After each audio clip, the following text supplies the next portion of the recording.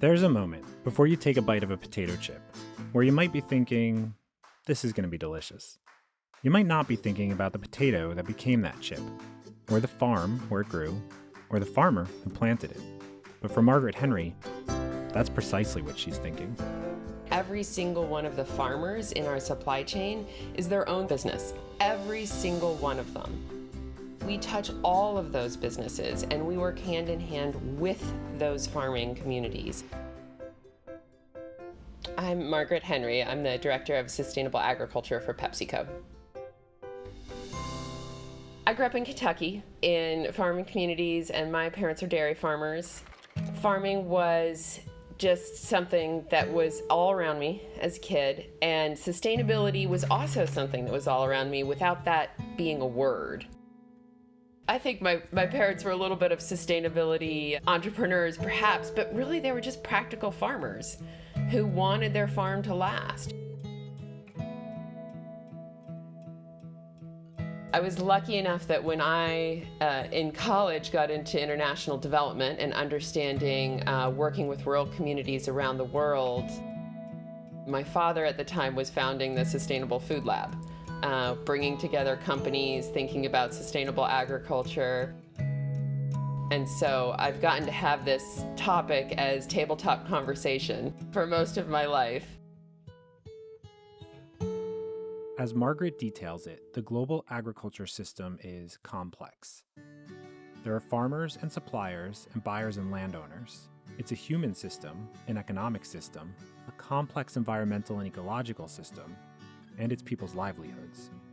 Margaret, who studied biology, system dynamics, and international affairs, works across this complicated supply chain to understand how these systems interact, focusing on human rights, environmental performance around carbon and water, and farmer livelihoods.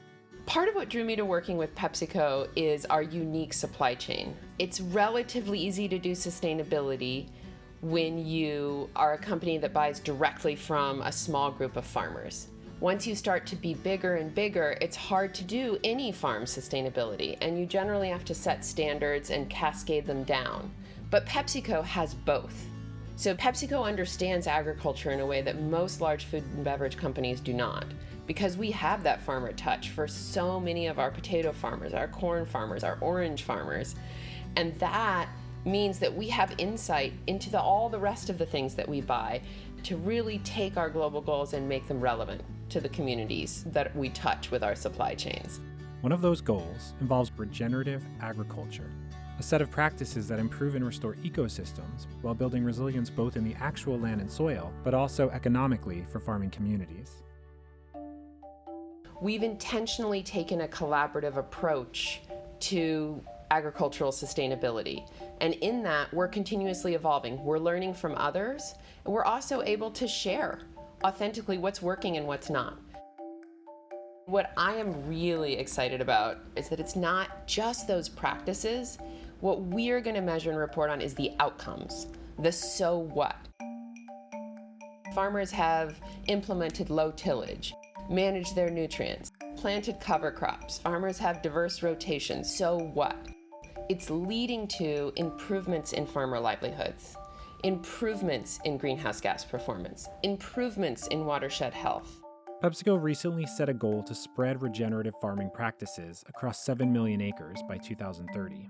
That's approximately equal to its entire agricultural footprint, an effort that it estimates will eliminate at least 3 million tons of greenhouse gas emissions by the end of the decade. I talked to a farmer who put it so well once. I've got 40 seasons in my life. I've got 40 crops. I'm not going to mess one of them up. You know, farming, you think about your career a little differently when you're a farmer. In the end, it comes down to being in the right conversations to understand the system, and being in the right conversations to understand every single place where we take action and making sure it's relevant. Finding those who are locally relevant, listening to the farmer voices, making them part of the design. It is for the farmers, by the farmers, as well as contributing to any PepsiCo goals. And so if each one of our farmers has 40 seasons in them, how do we make sure that we're helping each one be better than the last? That means something to me. And it's what drives me at PepsiCo.